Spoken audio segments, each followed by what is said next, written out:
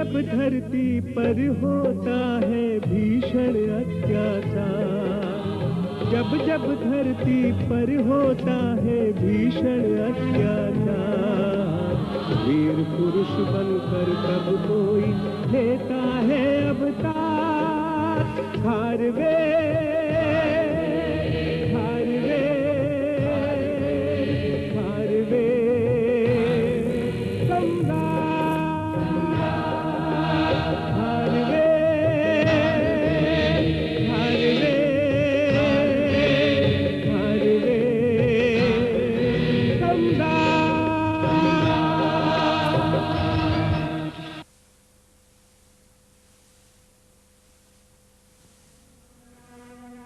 रणभूमि को सम्राट अशोक की सेना ने श्मशान बना दिया।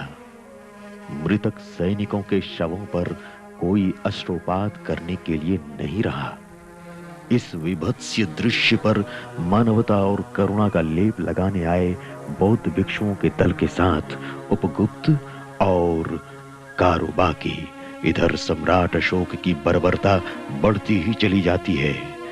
इस अमानवीय नरसंहार के लिए भिक्षुणी कारुबाकी सम्राट अशोक को प्रताड़ित करती है, परंतु महत्वाकांक्षा और शक्ति के अभिमान में चूर सम्राट अशोक को निरीह प्राणियों के रक्तपूर्ण शव नहीं दिखाई देता। उनकी दृष्टि पड़ती है भिक्षुणी कारुबाकी के शाश्वत सौंदर्य पर। कारुबाकी द्वारा प्रताड़ित सम्राट अशोक का अंतर्मन अब अपनी महत्वाकांक्षा की बर्बरता पर आत्मचिंतन करता है। सम्राट अशोक को वृद्ध आचार्य चाणक्य के परामर्श की अवमानना पर खेद होता है। श्मशान बनी रणभूमि के दृश्य उन्हें विचलित करने लगती हैं। कलिंग के जनहित की रक्षा के लिए कारुबाकी सम्राट अशोक को विवाह का वचन देती है। सम्राट अशोक तत्काल युद्ध समाप्ति की घोषणा कर देता है। युद्ध भूमि में बुद्ध की शांति ध्वजा लहराने लगती है। अब आगे।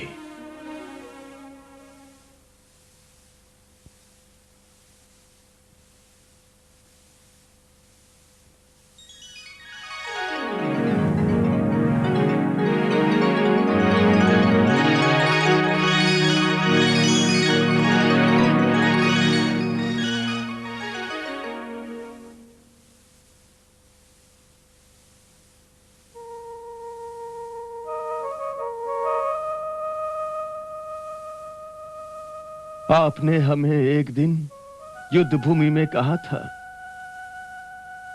काश तुम प्राणियों के हृदय को जीतने वाले विजेता बनते।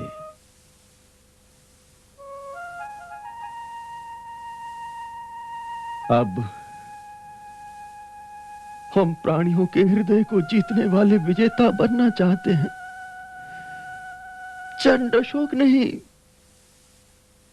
प्रियदर्शी अशोक बनना चाहते हैं।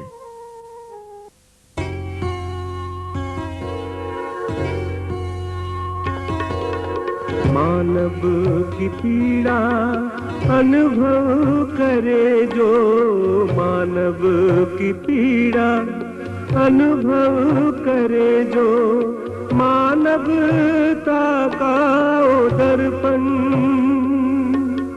सम्राट ने कर दिया आज देखो सब कुछ अपना समर्पण, सब कुछ अपना समर्पण। बुद्धं शरणं गच्छामि, धम्मं शरणं गच्छामि, संघं शरणं गच्छामि, बुद्धं शरणं गच्छामि, धम्मं शरणं गच्छामि, संघं शरणं गच्छामि।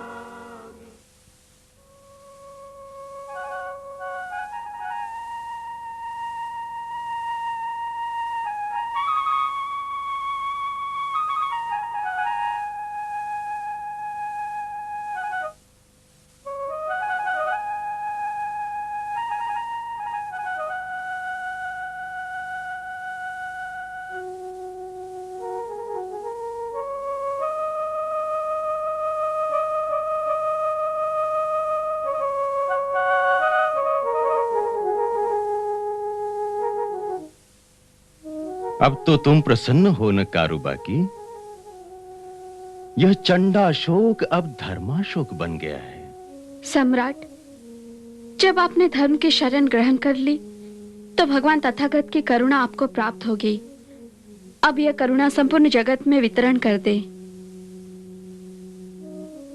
स्थविर उपगुप्त की अनुकंपा रही तो यह प्रियदर्शी अशोक अमिलान इस धर्म के प्रचार में अपना तन मन धन सब कुछ अर्पित कर देगा। प्रणाम उपगुप्त, विदाई।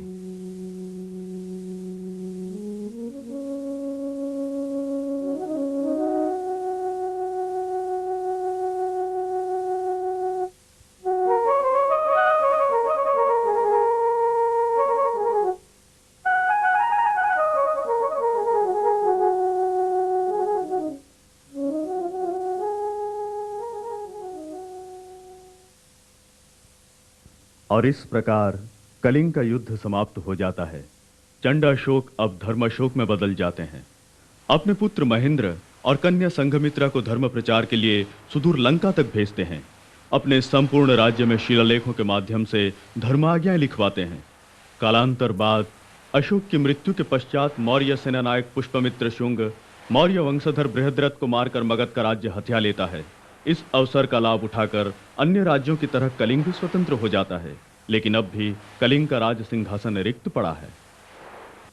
प्रिय कलिंग जनों, सम्राट अशोक के वंश के उत्तराधिकारी बृहद्रथ मौर्य को मारकर शुंग सेनापति पुष्पमित्र स्वयं मगध का राजा बन बैठा है, जिसका लाभ हमने अन्य जनपदों की तरह हमें भी प्राप्त हुआ है।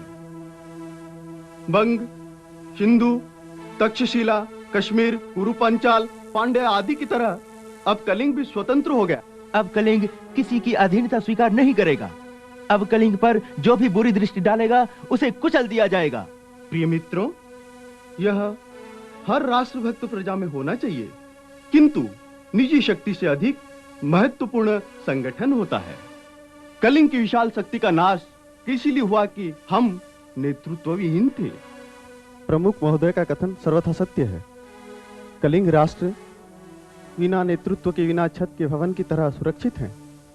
अतः हमारा सर्वप्रथम कर्तव्य यही है, हम शीघ्र से शीघ्र चेदी वंश के वंशधर को ढूंढकर कलिंग राष्ट्र को छत्रपद प्रदान करेंगे। हाँ, ये नितांत आवश्यक है, अन्यथा कहीं ऐसा ना हो हमें नेतृत्वहीन समझकर मगध की तरह कोई और अन्य शक्ति हम पर घात ना लगा दे। यह अब कदापि संभव नहीं। हम सब सजग प्रहरी की तरह कलिंग की चारों दिशाओं में पहरा रखेंगे। आप शीघ्र ही चेदी वंशधर को ढूंढने के लिए अपने दूतों का संगठन पुनः आर्यावर्त के कोने कोने में भेज। आप सबकी सहमति के लिए धन्यवाद। साथियों, हम कल ही दूतों को भेजेंगे।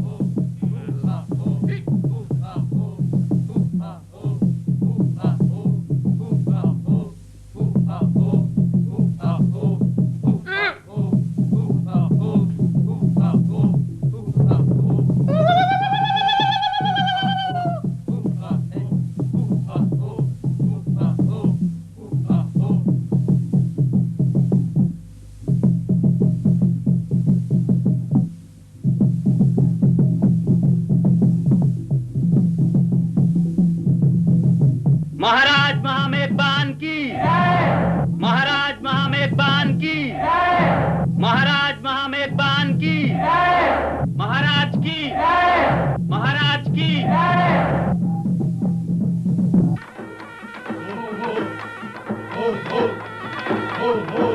महाराज महामेघबान की, महाराज महामेघबान की, महाराज महामेघबान की।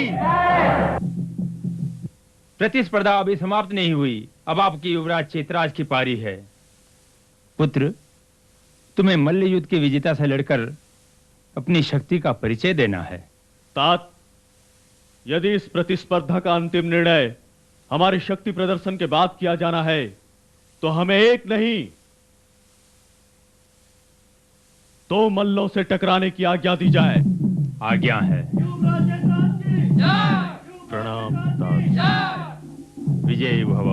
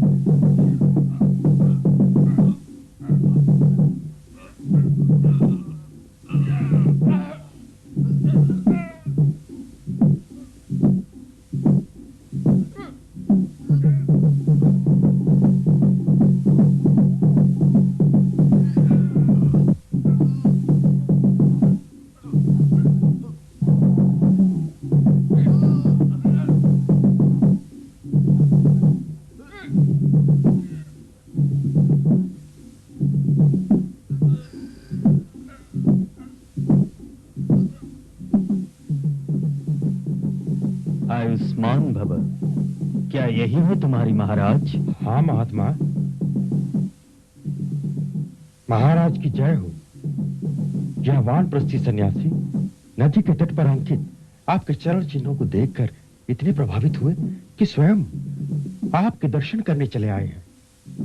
हे साधु शिरोमणि, स्वागत है आपका। आसन ग्रहण करें। धन्यवाद महाराज। हम वंचारी साधु हैं, आसन पर नहीं बैठते, मात्र आपके चरण चिन्ह पर प्रकाश डालकर हम चले जाएंगे। महाभाग, हमारे चरण चिन्ह में ऐसी क्या विशेषता है जिसने आपको इतना प्रभावित किया? है महाराज, समुद्रिक विद्या के अनुसार आपके चरण चिन्ह आपको एक विशाल राष्ट्र का आधिपत्य बताता है।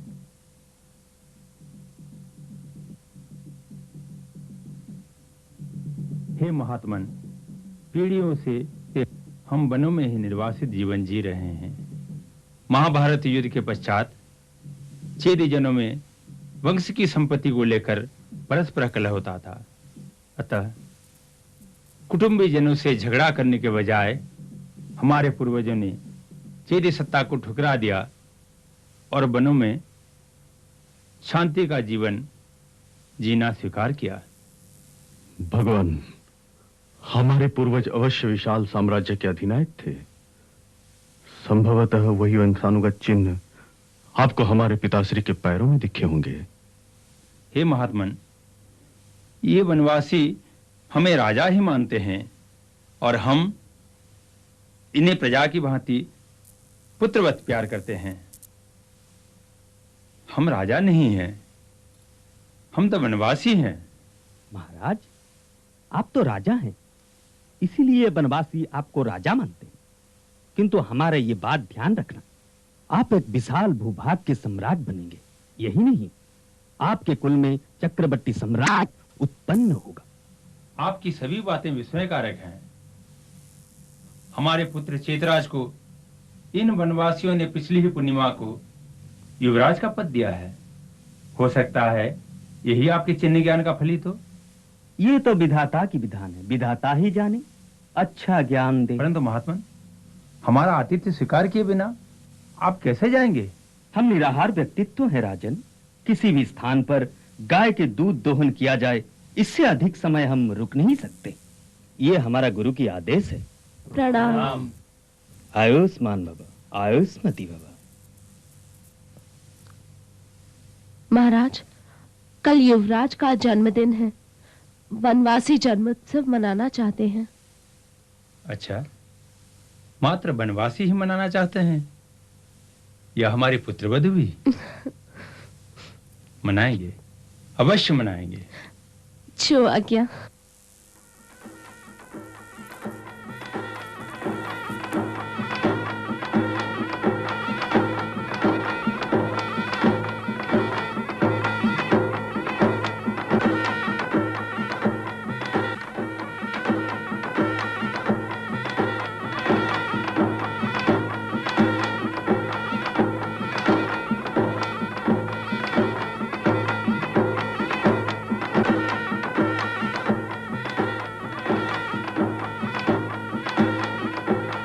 पिताश्री। चिरंजीवी भव। प्रणाम पिताश्री। आयुष्मती भव। तुम्हारे इस पवित्र जन्म दिवस पर हम तुम्हें आशीर्वाद देते हैं और प्रभु से प्रार्थना करते हैं कि तुम दीर्घायु हो।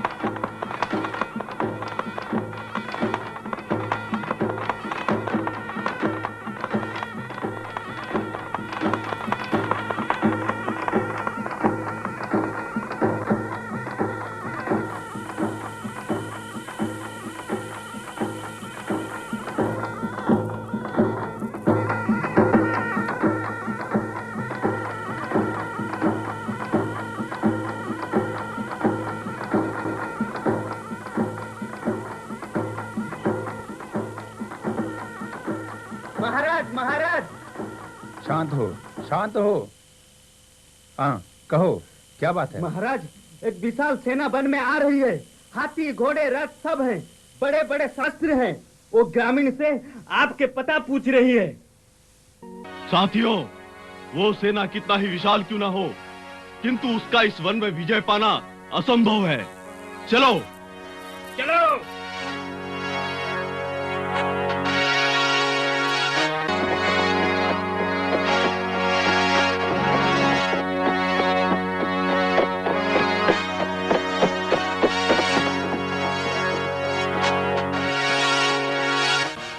चेदी वंशभूषण, नरश्रेष्ठ, महाराज महामेघवाहन, हमारी ये तुच्छ भेंट स्वीकार करें। हे महामहिम, आपके दर्शन से आज हमारा जीवन सफल हुआ। कल्याण हो। आपका यहाँ आने का प्रयोजन? महाराज, हम कलिंग राष्ट्र की तरफ से आपको आमंत्रित करने आए हैं। कहाँ विशाल कलिंग राष्ट्र और कहाँ हम?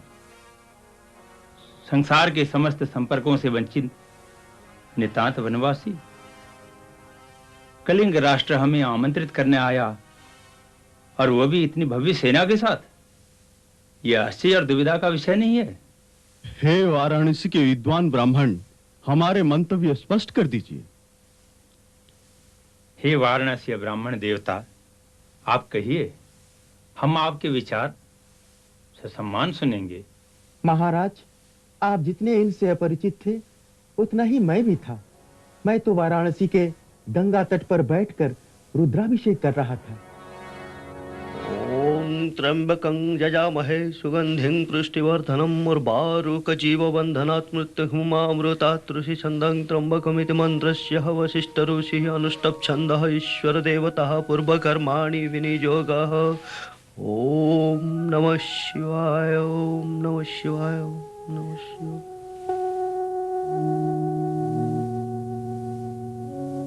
कहिए भक्तजनों, आप किस देश के हैं और किस कारण से यहाँ आए हैं? हे ब्राह्मण देवता, हम कलिंग के राजपुरुष हैं। हमने सुना है आपके पास चेदी वंश की वंशावली है। कृपया हमें चेदी वंश के प्रमुख शाखा के वर्तमान में जीवित राजपुरुषों के नाम एवं उनके निवास स्थान की जानकारी देने की कृपा करें। क्षमा करें राजपुरुषों, चेदी वंश के राजपुरुष वैसे भी लुप्त प्राय हैं। उनके एक प्रमुख वंशधर जीवित हैं, किंतु वो अज्ञातवास करते हैं। यदि हमने उनका निवास स्थान का पता आपको बता दिया तो आप उनका अनिष्ट भी कर सकते हैं। हम चेदी वंश के तीर्थ पुरोहित होकर उनका अशुभ कैसे सोच सकते हैं? पिंडदान आदि कर वो हमें अपूर्व दक्षिणा दान से सम्मानित करते हैं।